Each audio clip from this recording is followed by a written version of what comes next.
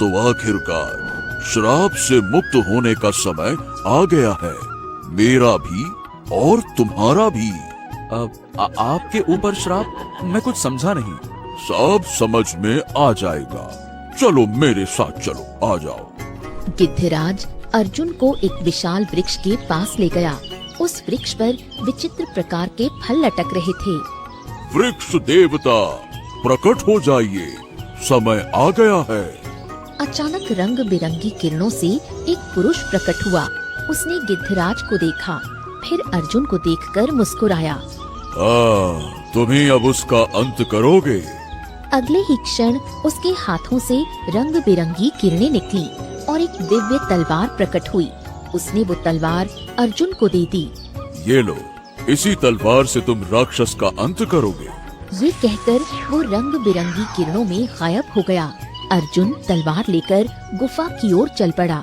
गिद्धराज भी उड़ते हुए उसके साथ आ गया। आप मेरे पीछे क्यों आ रहे हैं? क्योंकि मैं उस राक्षस का अंत देखना चाहता हूँ। अर्जुन गुफा में पहुँचा और दूसरी ओर से बाहर निकला। वहाँ वही बूढ़ी औरत खड़ी थी।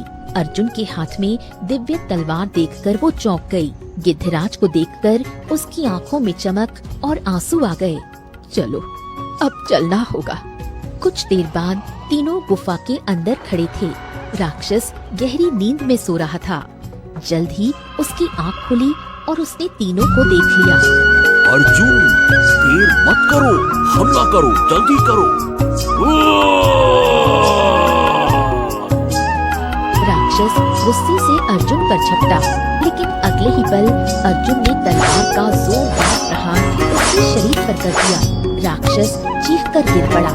अगले ही क्षण तलवार रंग बिरंगी किरणों में गायब हो गई।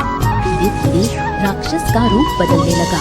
वो एक सुंदर पुरुष में बदल गया, लेकिन घायल अवस्था में गिद्धराज रंग बिरंगी किरणों से एक साधु बन गया और बूढ़ी औरत एक सुंदर स्त्री में बदल गई।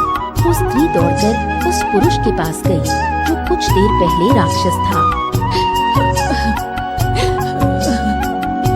काश तुमने ऐसी गलती ना की होती तो हमें ये दिन नहीं देखना पड़ता। अर्जुन, मेरे बच्चे, इधर आओ। अर्जुन उसके पास गया। मैं कोई और नहीं, मैं तुम्हारा पिता हूँ और ये मेरे पापों का परिणाम था कि एक पुत्र के हाथों पिता को मरना पड़ा। लेकिन मुझे अफसोस नहीं, मैंने अपने पापों का प्रायश्चित कर लिया है। इतना कहकर वो दम तोड़ गया। अर्जुन की आंखों से आंसू बहने लगे। ये सब क्या है? ये सब क्या हो रहा है? ये क्या हो रहा है? मेरा नाम रुक्मिणी है और मैं तुम्हारी माँ हूँ। माँ? मैं कुछ समझ नहीं पा रहा हूँ। ये बिल्कुल सही कह रही है बेटे, ये तुम्हारी माँ है और जिसे तुमने अभी मारा वो तुम्हारा पिता था। तुम मनुष्य नहीं हो अर्जुन, तुम्हारी माँ परी लोक की रानी है। तुम एक परी के पुत्र हो। देखो, दरअसल इस कहानी की शुरुआत वर्षों पहले हुई थी। तुम्हारे पिता परी लोक के राजा विक्रम एक अत्यंत महत्वाकांक्षी और क्रूर राजा था।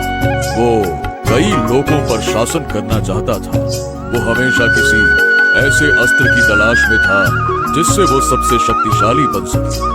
राजा विक्रम अपने 2 वर्षीय पुत्र अर्जुन को गोद में लेकर खेल रहा था। रुक्मिणी भी पास बैठी थी कि तभी एक सैनिक आया। महाराज महाराज महाराज परी लोक के एक साधु ने तपस्या से एक फल प्राप्त किया है, विशेष फल।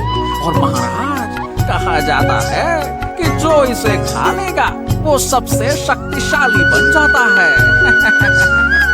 राजा विक्रम की आंखों में लालच चमक उठा। अच्छा, वाह वाह वाह वाह वाह, फिर ये फल मैं खाऊंगा और सारे लोगों पर शासन करूंगा। ऐसा मत कीजिए, ये उचित नहीं। मेरे काम में दखल मत देना।